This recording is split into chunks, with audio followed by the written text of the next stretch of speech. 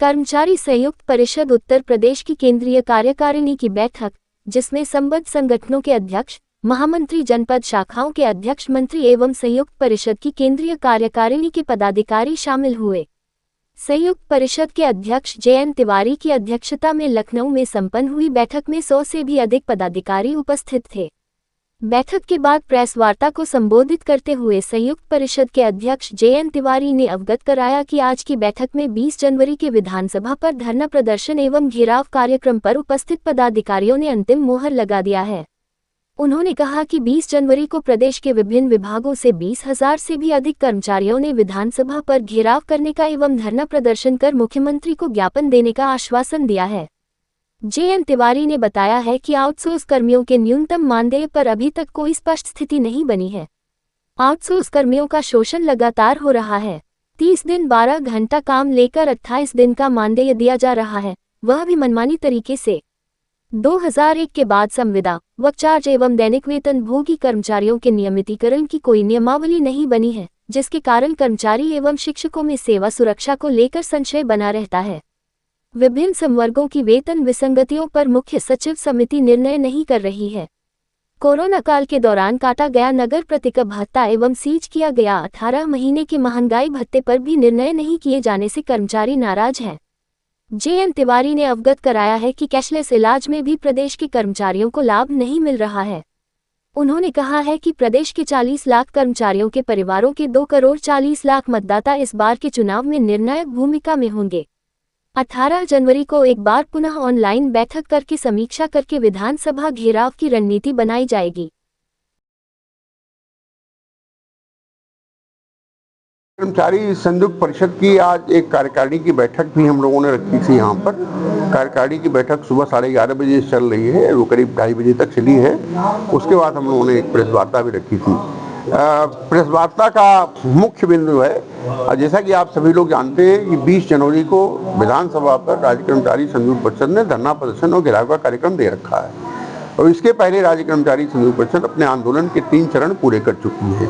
3 चरणों में पहले चरण में सभी कार्यालयों में जाकर के कर्मचारियों के साथ संवाद स्थापित किया है। दूसरे चरण में जिला स्तर पर धरना प्रदर्शन करके जिलाधिकारी के माध्यम से ज्ञापन भेजा है। तीसरे चरण में मंडल स्तर पर मंडली सम्मेलन, प्रेस गोष्ठी या विचार गोष्ठी के माध्यम से अपनी समस्याएं कर्मचारियों तक पहुंचाई हैं और सरकार के रुख को स्पष्ट किया है। अब चौथा चरण हमारा आया है। चौथे चरण में 20 जनवरी को विधानसभा पर धरना प्रदर्शन और घेराव है। कारण इसका यह है कि 12 अगस्त को हमने राज्य सरकार को एक नोटिस दिया था, जिसमें कर्मचारियों की विभिन्न मांगों को वार्ता के माध्यम से तय करने का, विचार विमर्श कर उसको हल करने का अनुरोध किया था। उसमें मुख्य रूप से जो आउटसोर्स कर्मचारी हैं उनके लिए जो निगम बना है, निगम का लाभ धरातल तक पहुंचाना। अभी तक कर्मचारियों को निगम का लाभ नहीं मिल रहा है, उनको न्यूनतम मानदेय नहीं मिल रहा है। वो है जो हमारे संविदा कर्मचारी हैं, 2001 के बाद से उनके विनियमितीकरण की कोई नियमावली नहीं बनी है। 2016 में एक नियमावली जारी हुई थी जिसमें 2001 तक के कर्मचारियों को नियमित किया गया था। उसके बाद 2 टर्म ये सरकार आ चुकी है, लेकिन कोई नियमावली बनी नहीं है। जबकि संविदा कर्मियों, आउटसोर्स वर्कचार्ज कर्मियों, दैनिक वेतन भोगी कर्मचारियों के नियमितीकरण की नियमावली समय समय पर जारी होती रही है।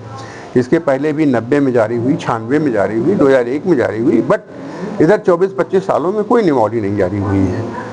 वो नहीं हुई। खाली पद पड़े हुए हैं, उन पदों को भरा नहीं जा रहा है, प्रमोशन नहीं हो रहा है, सरकारी कर्मचारियों के ऊपर काम का बोझ बढ़ता जा रहा है, वेतन विसंगतियां जो कर्मचारियों की हैं उनका निवारण नहीं हो रहा है। परिवहन निगम में निजीकरण चरम पर है, वहाँ पर सारा कुछ प्राइवेट प्लेयर को दे रहे हैं, उससे वहाँ के कर्मचारी की स्थिति बहुत खराब हो गई है। डग्गामारी से फुर्सत नहीं है।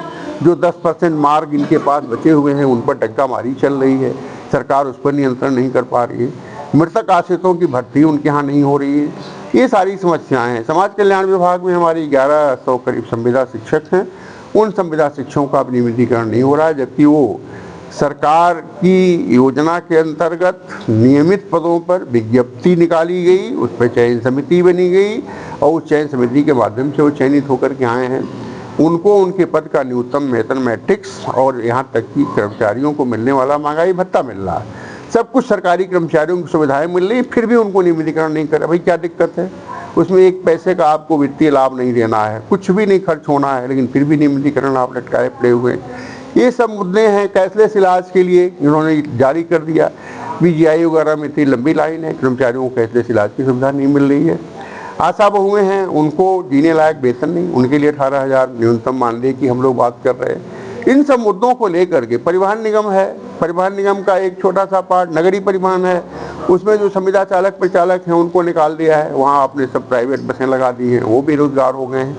इन सारी समस्याओं को लेकर के हम लोग बार बार सरकार से ये प्रयास कर रहे हैं, माननीय मुख्यमंत्री जी से भी अनुरोध कर रहे हैं कि इस पर आपका संज्ञान आप स्वतः लें और जो आदेश सरकार के हैं उन आदेशों का अनुपालन किया जाए, कर्मचारियों की समस्याओं का समय से निस्तारण हो।